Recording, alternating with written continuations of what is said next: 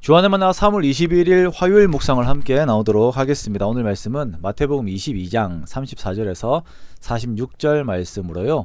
그리스도를 주라 칭한 다윗이라고 하는 제목으로 함께 묵상을 나오도록 하겠습니다.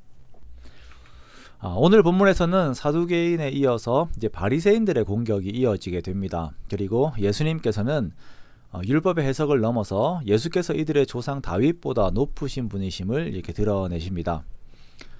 어제는 사두개인들이 예수님께 나와 부활에 대한 질문으로 예수님을 무너뜨리려고 하였지만 실패하였습니다. 자, 이 소식을 들은 바리새인들이 이번에는 두 번째 공격을 하려고 모였습니다. 어제도 말씀을 드렸지만 부활과 같은 신학에서는 사두개인들과 다른 입장을 취하고 있는 바리새인들입니다. 하지만 예수를 무너뜨려야 한다라고 하는 공통된 목적 안에서 함께 손을 잡는 것입니다. 그리고 그 중에서 한 바리새인이 예수님께 나와오면서 질문을 합니다. 선생님, 율법 중에서 어느 계명이 크니까? 라고 이렇게 물어요.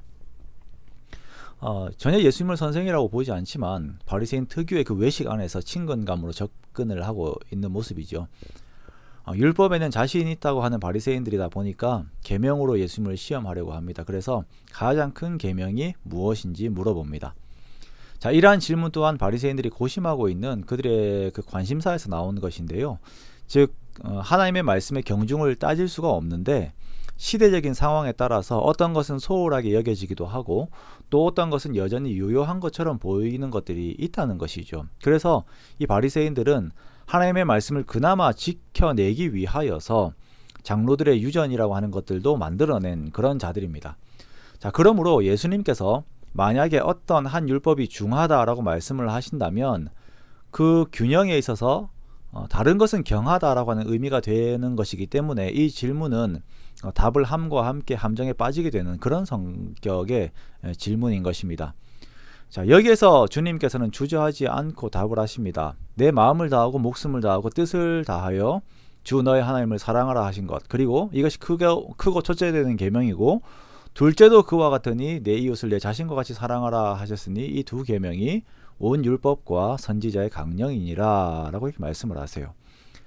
강령이라고 하는 것은 모든 일들의 근본이 되는 가장 큰 줄거리, 큰 맥락을 이렇게 말하는 것입니다. 즉 모든 주어진 율법은 이 두 계명에서부터 시작을 하는 것입니다.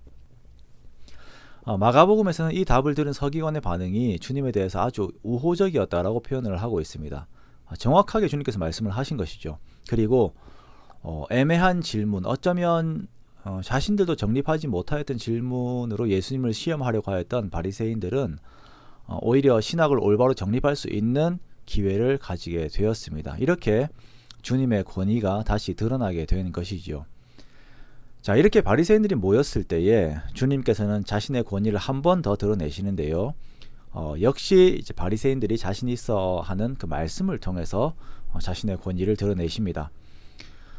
질문을 하십니다. 말씀에서는 그리스도, 즉 메시아가 누구의 자손이라고 하느냐라고 물으십니다. 그러자 바리새인들은 다윗의 자손이다라고 이렇게 답을 해요. 자, 그렇다면 상식적으로 조상이 높고 자손이 그 조상보다 높임을 받을 수가 없는데 왜 다윗은 자기의 자손을 높였는가?